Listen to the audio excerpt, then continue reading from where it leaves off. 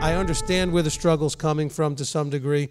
I know why there's challenges with a lot of what you're experiencing based on where you came from and your backgrounds, etc. But let's understand that if you are reading a verse and that verse appears to be different or contradictory to what I'm telling you from 67 other verses, let's not beat the thing to death that everything has to now fix that one verse. We may not get to fix that one verse. But we have to understand and accept is that the one verse cannot dismantle or undermine the other 60 or 80 verses that say consistently the same thing. And so what it's saying is that Yeshua, being filled with the fullness of the intrinsic essence or nature of the Father, was led, inspired, we'll call that, into the wilderness. He was guided and led into the wilderness.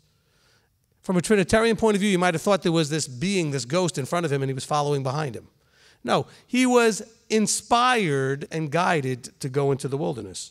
A lot of you feel impressed upon you to go do something or to not do something. A lot of times that's the Ruach. That's the Spirit. Okay? And that's, again, as we talked about last week, how he communicates with us. It's the means by which they communicate. See, part of the things I'm trying to teach you is I'm trying to give you skill sets or concepts that you can apply in how you study everything. So one of the skill sets I'm hoping you're going to get out of listening to this teaching and some of the others we've done, especially recently, is taking whatever it is you believed and plugging it in everywhere to see if it actually works. We did that a lot with the search for the doctrine of grace. Okay, the idea of unmerited favor, when we started putting that in there, it really didn't work everywhere, did it? Okay, well, same thing here. Putting in that this is a Trinitarian idea, you start plugging it in all these places, it doesn't really make sense. Very important that we understand when you see phrases like the coastlands or those afar off, it's referring specifically to the scattered Israelites. Okay, that is an idiomatic phrase that's telling you, wake up, hello, we're referring to those that have been scattered amongst the nations. He's going to, it says those coastlands wait for his Torah. And by waiting for his Torah, it's not just waiting for the Torah instructions, they're waiting for the fulfillment of his going to retrieve them from where he scattered them. My esteem I do not give to another, I give it to who? I give it to this chosen one here, which we know is talking about Yeshua, because Yeshua tells us that. But also we can understand that this is honor being talked about here, and that honor is given to the covenanted people. Even though they have not deserved that honor, he promises he will bring them back to a position of honor. He says, I don't give that honor to just anybody. People have read this verse, I think, and thought he's talking about himself. He goes, my honor, in other words, about me, I don't give it to anybody else. No, I think he's talking about, I don't give that honor to anybody but these who I've just talked about.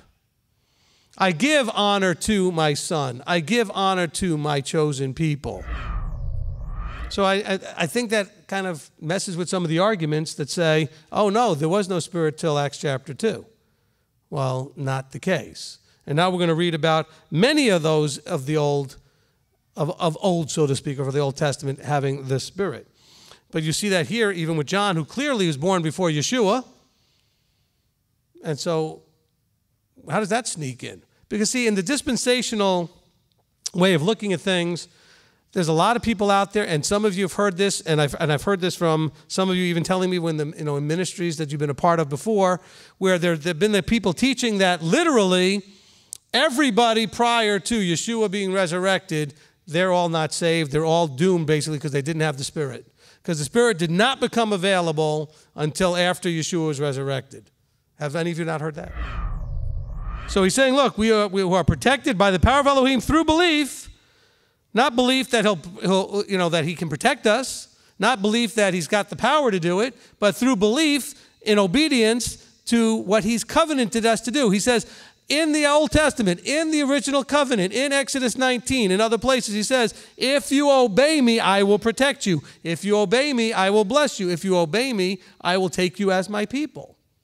All of that was offered what? In a covenanting relationship. So in other words, when Yeshua gets revealed and he shows up, he can say, well done, you good and trustworthy servant. You went through the trial. You passed the test. You were steadfast. You clung to what I gave you to do. So you're obeying the Torah. You're obeying Yeshua, the truth. How? Through the Spirit.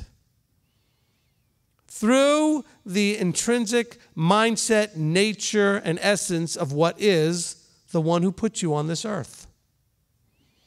Through the connectivity to the truth that gives you that little voice that says, don't turn left, don't turn right, stay where you're going. Don't listen to those people who don't know what they're talking about, right? It's the word of Elohim that's the good news. See, a lot of people get all confused. They think the good news is just stuff about Yeshua. Well, yes, that is very good news, but that's not the good news. The good news is that the stuff about Yeshua is a fulfillment of the stuff that was promised to those that were put into captivity and those that were scattered. That's the good news. The good news is, hey guys, you've been waiting all this time for the redemption, for the being brought back. We're announcing that that time has come and has begun. And we're also telling you that the path to that is through Yeshua and through Yeshua's life, death, burial, and resurrection. This idea here is that Kalev didn't just have a little piece of the Spirit, which all of them did. We all have a little piece of the Spirit. That's how we live and exist and have consciousness, and we think and we reason and do all these things. But he obeyed completely, which only comes from allowing yourself to be immersed in that Spirit, to be overflowingly filled with that Spirit. In other words, to yield yourself to that Spirit. Anybody here, Torah observance attacked by friends, family, preachers, Sunday keeping preachers that you hear on the TV and everything else as being wrong to do? Isn't that exactly what's going on here? Well, now you know those are false teachers. If they're going to say that the way of truth is evil or being treated like it's horrible and wrong and evil, well, then you need to know that that is a false teacher. That's Peter right there telling you. I mean, can it be any more clear? He says that these false teachers that many are following, okay, their destructive ways. And why is it destructive? He says, because the way of truth is speaking of as evil. The path of truth. The Torah is truth. Yeshua is truth. The word is truth. And they're speaking of it evil. The true prophets, even today, the true teachers, even today, are speaking under inspiration of the Ruach. And how do you know? Because it's in line with the Word, the Scripture, the Torah. But then there's in Deuteronomy 13, he says, the prophet, though, who says something and it does happen, now we have a problem because now we don't know if that's a real prophet or not. He says, well, yes, you do. If he's using being right to lead you towards Yahweh and Torah, he's probably right. If he's leading you away from Yahweh and Torah, he's still wrong. Even though he said something would happen, and it did, he's still wrong. For all those people that say that all these miracles happened in their Sunday churches, I'm sure they happened. But did it strengthen you in Torah or did it strengthen you in not Torah? That there were those who spoke and were moved to speak, the prophets of old, under inspiration of the Ruach HaKodesh. So please, let's settle for right now any argument that the Ruach did not exist in anybody until Acts chapter 2. They all had it in the Tanakh, or they couldn't have done what they did. Period.